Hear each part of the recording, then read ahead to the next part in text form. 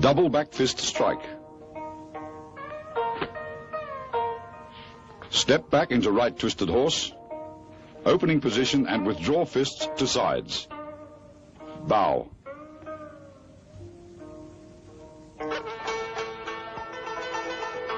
Mastery of the tiger and crane form will come only after intense training, time, and dedication.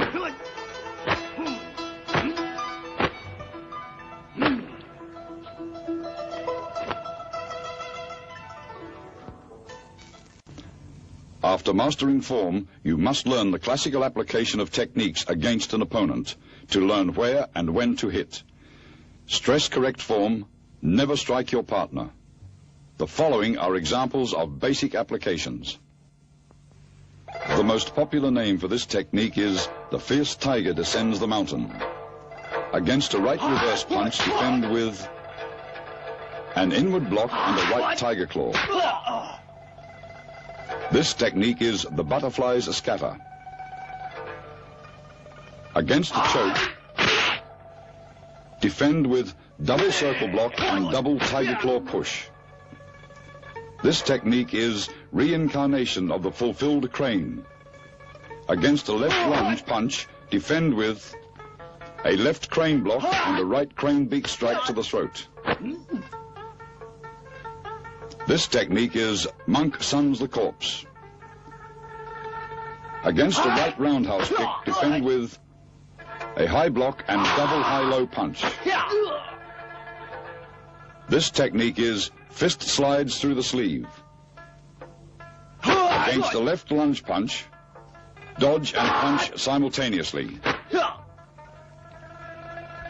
This technique is the bent spring leg method. Against the left lunge punch, block and trip opponent using leverage of your right arm and leg. Or against a right lunge punch, sweep opponent.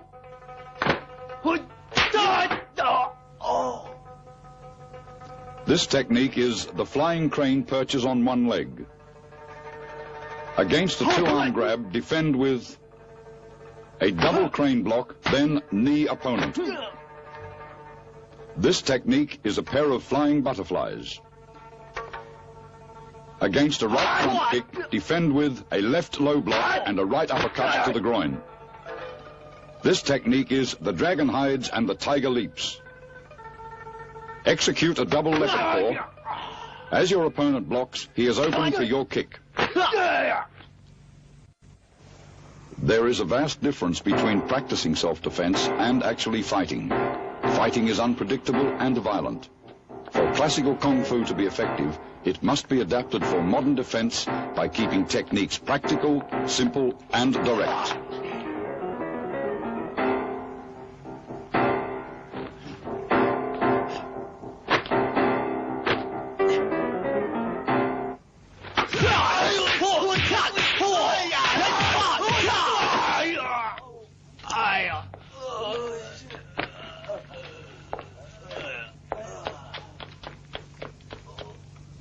Surprise opponents.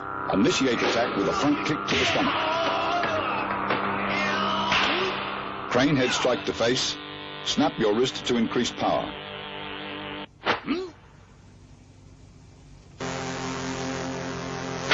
Tiger claw to chin, elbow to solar plexus. Torque action in the waist will increase power.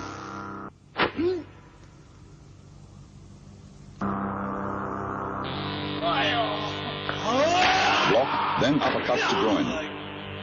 Your force should drive through the target.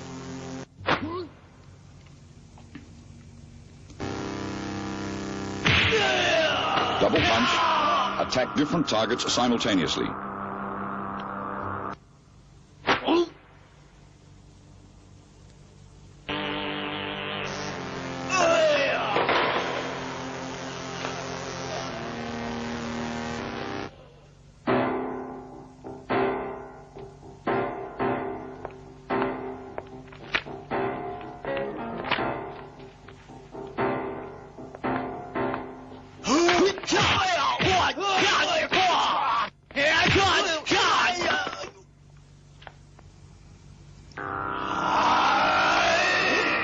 Front kick to solar plexus. Powerful kicks originate in the hips, not the muscles. Tiger claw strike, then grab to groin. If grabbed, strike with a free limb.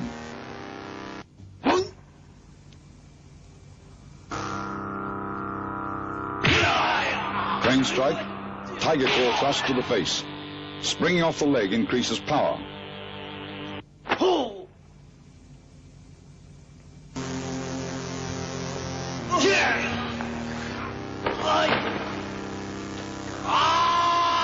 High block, then leopard paw to lower abdomen, block and attack simultaneously.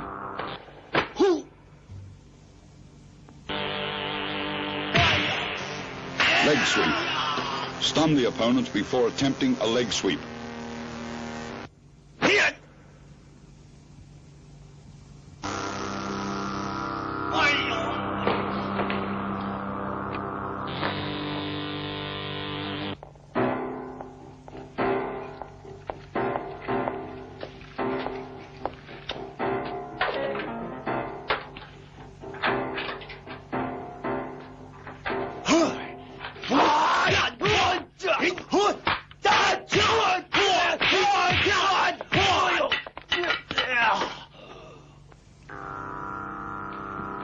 Not being there is always the best defense. Back fist to kidney. Timing is the key to a successful strike.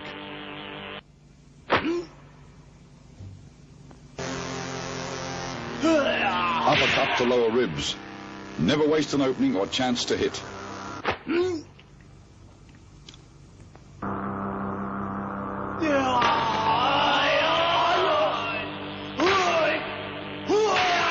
Leopard paw to throat. Some targets may require controlled force.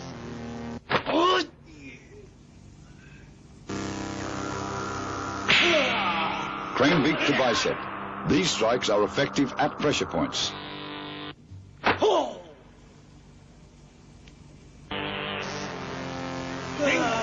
Grab behind the head and knee to the stomach. Always defend aggressively. Don't stop until your opponent is subdued.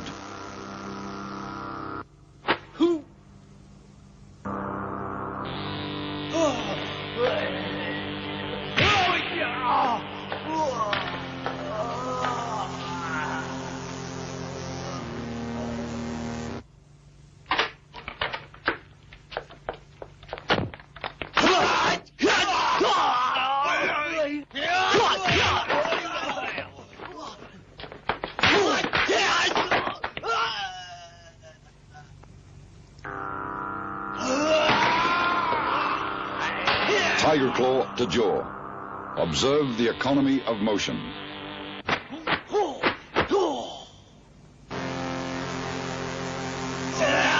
Tiger claw to throat, then choke. Several techniques may be contained in one move. Push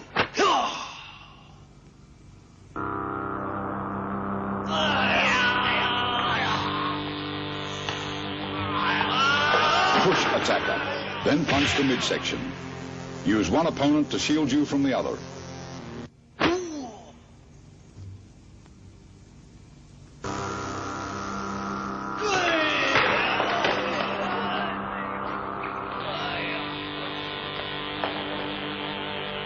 Use your coat to entangle a knife arm, then execute a leg throw. Resourcefulness is an asset in defense.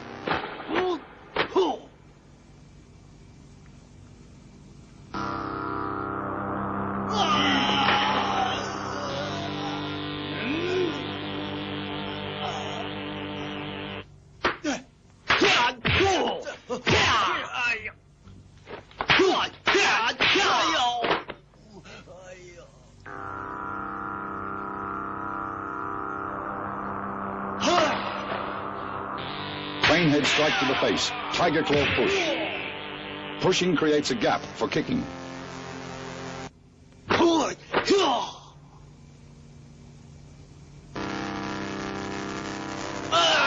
Execute a slipping front kick.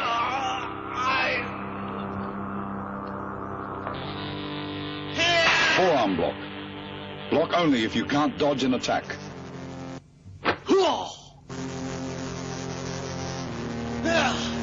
cross block. Each technique should flow into the next.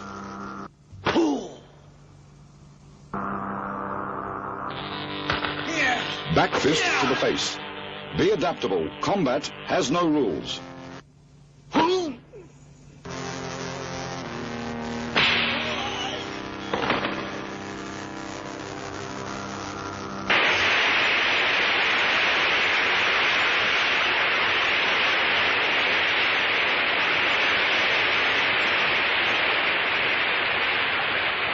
The art of Kung Fu actually transcends the necessity of combat.